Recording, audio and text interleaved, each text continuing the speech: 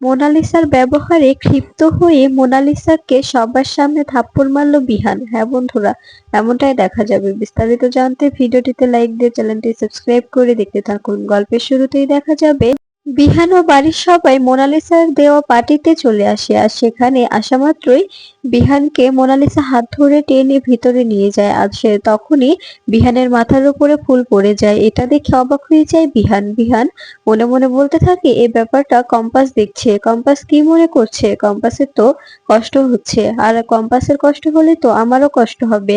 তখন তখন দেখা যায় মোনালিসা বিহানের হাত ধরলে তখন মোনালিসার হাত ছেড়ে দেয় বিহান। ছেড়ে দিয়ে বলতে থাকে, শোনো মোনালিসা, তুমি ডেকেছো বলে আমরা সব পরিবারে এখানে এসেছি এনজয় করতে। আমরা এখানে একা একা তুমি আর আমি সেলিব্রেশন করতে আসিনি। সো তুমি এটা মাথায় রেখো যে আমরা পুরো পরিবার এসেছি তোমার তোমার রিকোয়েস্ট রাখতে, এখানে মজা করতে এসেছি।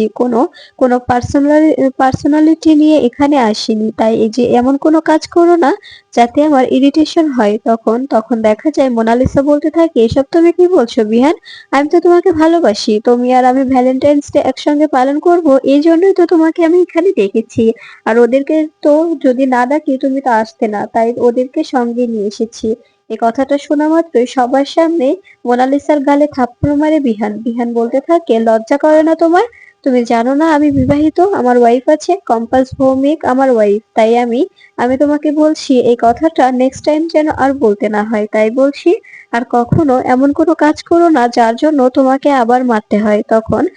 তখন মোনালিসা বিহানের এমন কথা শুনে কাঁদতে থাকে আর বলতে থাকে, বিহান তুমি আমাকে মারতে পারলে? তখন তখন বিহান বলতে থাকে, হ্যাঁ পারলাম, কারণ কারণ তুমি যে ব্যবহারটা শুরু করেছো, যা অসভ্যের মতো কাজ করে যাচ্ছ, এতে এতে আর করার কিছুই নেই, এতে তোমাকে মারতেই হতো। তখন তখন দেখা যায় যে মোনালিসা কাঁদতে থাকে আর বলতে থাকে, কম্পাস আমি তোকে ছাড়বো না। তোর জন্য আমার বিহান আমাকে মেরেছে, আমার বিহান আমাকে কথা শুনিয়েছে। বিহান তুমি আমাকে কি করে মারতে পারো? তোমাকে তো আমি ভালোবাসি, তুমিও তো আমাকে ভালোবাসো, তবে বাইরের একটি মেয়ের জন্য আমাকে কেন থাপ্পড় মারলে তুমি? তখন বিহান বলতে থাকে, তুমি যদি চাও তবে আবার মারতে পারি, কারণ তুমি যে কথাগুলো বলছো এতে আমার রাগটা আরো বেড়ে চলছে। কম্পাস চলো, এখানে থাকতে হবে না, আমরা বাড়ি ফিরে যাই। তখন কম্পাস বলতে থাকে, দাঁড়ান বিহান স্যার, দাঁড়ান, মোনা ম্যামকে আর একটু নিজেকে অপমান হতে দিন না। উনি তো অপমান হওয়ার জন্যই এরকম করছে, তাই না? তখন দেখা যায় মোনালিসা বলতে থাকে, তুই কি বলছিস কম্পাস? আমি অপমান হওয়ার জন্য এমন করছি মানে? তখন কম্পাস বলতে থাকে, হ্যাঁ অবভিয়াসলি তুমি এখানে অপমান হওয়ার জন্য এই কাজগুলো করছো, তাই তো তুমি এরকম করে ব্যবহার করছো, তাই না? তা না হলে মানুষকে নিমন্ত্রণ করে এনে এটা কেমন অসভ্যতম করছো তুমি? তখন তখন মোনালিসা বলতে থাকে, সরি বিহান, আমার ভুল হয়ে গেছে, কিন্তু প্লিজ তুমি এখান থেকে যেও না। তখন তখন দেখা যায় বিহান বলতে থাকে, যাব না ঠিক আছে, কিন্তু একটা কথা মাথায় রাখবে, এখানে আমি আমার ফ্যামিলি নিয়ে এসেছি, আমি তোমার বয়ফ্রেন্ড হিসেবে আসিনি। আর আমি বিবাহিত, আর তোমাকে আমি গার্লফ্রেন্ড কখনোই মানবো না। এই কথাটা যদি মাথায় রাখতে পারো তবে তবে আমি এখানে থাকবো, আর যদি না রাখতে পারো তবে আমি এখন এখান থেকে চলে যাব। আমি এখানে থাকবো না, কম্পাসকে নিয়ে আমি এখান থেকে বেরিয়ে যাব। তখন দেখা যায় মোনালিসা মোনালিসা বিহানের কাছে হাত জোড় করে ক্ষমা চায় আর বলতে থাকে, আমি তোমার কাছে হাত জোড় করে ক্ষমা চাইছি বিহান, প্লিজ যেও না। তুমি চলে গেলে পার্টিটাই নষ্ট হয়ে যাবে। সবাই এনজয় করছে, দেখতে পাচ্ছ না? সব এনজয় নষ্ট হয়ে যাবে। তোমার জন্যই তো পার্টিটা থ্রো করা হয়েছে। তুমি যদি চলে যাও তবে পার্টিটা অ্যারেঞ্জ করে কি হলো বলো? পার্টিটা অ্যারেঞ্জ করে কি হবে? তখন তখন বিহান বলতে থাকে, এই কথাটা তোমার আগে ভাবা উচিত ছিল। আমি একজন বিবাহিত ছেলে, তুমি আমার জন্য এরকম কিছু করতে পারো না, আমি এটা সমর্থন করি না। তখন তখন দেখা যায় এই কথাগুলো শুনে মোনালিসা বলতে থাকে, বিহান তুমি তো বলেছিলে আমাকে ভালোবাসো, তবে আজকে এরকম কথা কেন বলছো? তুমি কি কম্পাসের চাপে এগুলো বলছো? কম্পাসকে দেখে তুমি ভয় পাচ্ছ? তখন বিহান বলতে থাকে, বিহান চৌধুরী কাউকে দেখে ভয় পায় না, বুঝতে পেরেছো? বিহান চৌধুরী সবসময় নিজের কথাগুলোই বলে, অন্যের বলা কথাগুলো বিহান চৌধুরী কখনো কখনো বলে না। তখন তখন মোনালিসা বলতে থাকে, সরি বিহান, আমার ভুল হয়ে গেছে, আমি তোমার কাছে ক্ষমা চাইছি, তো তুমি যেও না। এরপরে দেখা যায় বিহান বলতে থাকে, কিন্তু মোনালিসা তুমি যে কথাগুলো বলছো এটা তোমার মাথায় থাকবে তো? তুমি আর কখনো এরকম কোনো কাজ করবে না যাতে কম্পাসকে ছোট হতে হয়। তখন মোনালিসা বলতে থাকে, ঠিক আছে বিহান, তুমি যেভাবে বলবে ঠিক সেভাবেই হবে, কিন্তু কিন্তু প্লিজ তুমি যেও না। তখন তখন দেখা যায় এই কথা শুনে বিহান বলতে থাকে, ঠিক আছে, তবে তবে আমি থাকছি। আর আমি কম্পাসের সঙ্গে ডান্স করব, তোমার সঙ্গে নয়। তুমি তোমার বন্ধুদের সঙ্গে ডান্স করতে পারো। তখন মেঘমালা বলতে থাকে, আচ্ছা মোনালিসা, শুনতে পেলে তো বিহান কি বললো? সে কথাগুলো যদি মাথায় রাখতে পারো তবে তবে ভালো, আর যদি না রাখতে পারো তবে তো ঝামেলা হয়ে যাবে। এভাবে এভাবে বারবার নিজেকে কেন ছোট করছো তুমি?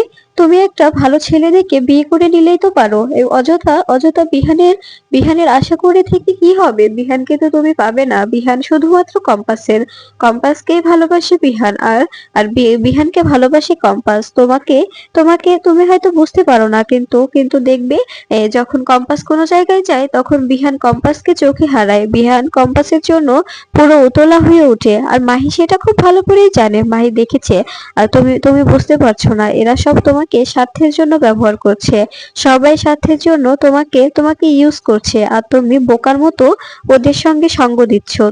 তোমাকে আমি বলছি, ওরা তোমাকে উৎসাহ দিয়ে এভাবে এভাবে এদিকে টেনে আনছে, কিন্তু যখন দেখবে বিহান ক্লিয়ার করে তোমাকে বলে দেবে, তোমাকে দূরে ঠেলে দেবে, তখন তুমি ট্রমায় চলে যাবে। তখন কেউ তোমার পাশে থাকবে না, এমনকি তোমার দাদুও না। এই মাহি অরিনের কথা বলছো না, এরাও কখনো তোমার পাশে থাকবে না। তাই বলছি, নিজের ভালোটা নিজে বুঝতে শিখো। তখন মাহি ও অরিন বলতে থাকে, বড় বৌদি, তুমি এসব কি বলছো? মোনাদিকে এসব তুমি কি বোঝাচ্ছ?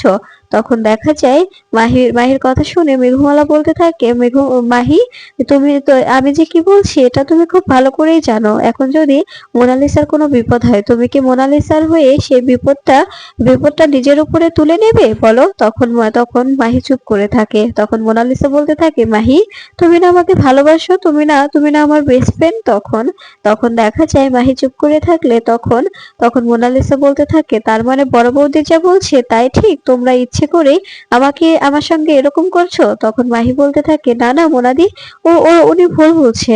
ওর কথা তুমি শোনো না। ওর কথা শুনলে কিন্তু তুমি আমার ছোটদা ভাইকে হারিয়ে ফেলবে। তখন বিহান বলতে থাকে, আমি তোমাকে একটা জোরসে থাপ্পড় মারবো মাহি।